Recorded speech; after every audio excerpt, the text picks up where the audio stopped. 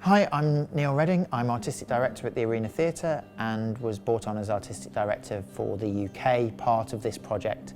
The project being the inclusive bilingual theatre project across Europe, supported by the Creative Europe Fund and made in partnership with our partners in Belgium, Bulgaria, Croatia, Portugal and Finland.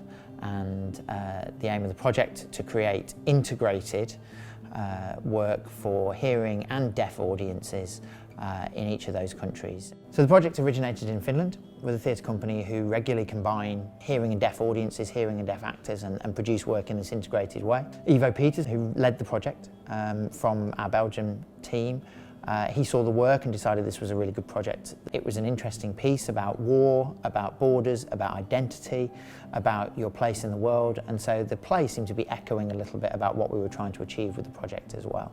So when it came to producing it ourselves, a number of challenges. First of all, making sure you've got the right team. So once you've already assembled the production team that you would normally put together for a show, you're then adding in additional members. So BSL consultants to ensure that our use of BSL was appropriate for our audiences. One of the things that we learned when you take this method forward and you're producing theatre in this way, you've got to build in a whole extra amount of time. Every decision that you make, you've then got to work in sign language as well as in spoken language.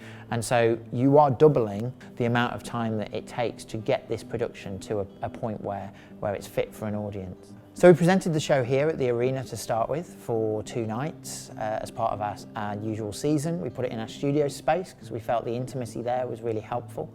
And then we had to take it out on tour. And we took it to 4 quite diverse locations really. We took it to a private school in Leicestershire, which was interesting, sort of rural Leicestershire.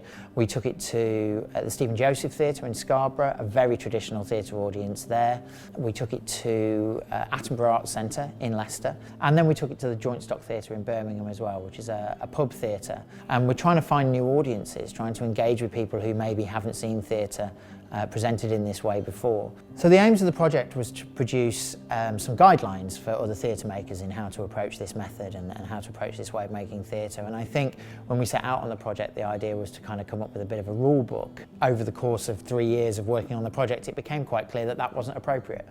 And actually what we've produced is a narrative history really of the project and what the challenges were in some countries, what the challenges were in others. One of the really exciting things over the length of the project is that lots of other theatre companies in the UK and across Europe have also started producing theatre in this way.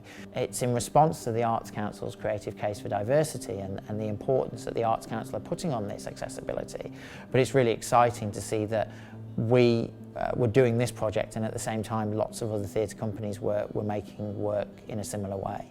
The guidelines that have been produced as part of this project are just one part of the jigsaw that hopefully over the next 5 to 10 years we'll see this what has been a huge growth in this approach to theatre over the last few years continue and continue and continue, so that we as audiences become much more used to seeing people using BSL on stage, the introduction of audio description and captioning and creative captioning and all those parts that make shows accessible to everyone, they become second nature to all audiences, and we're more and more used to seeing them as we go to the theatre and we experience live performance.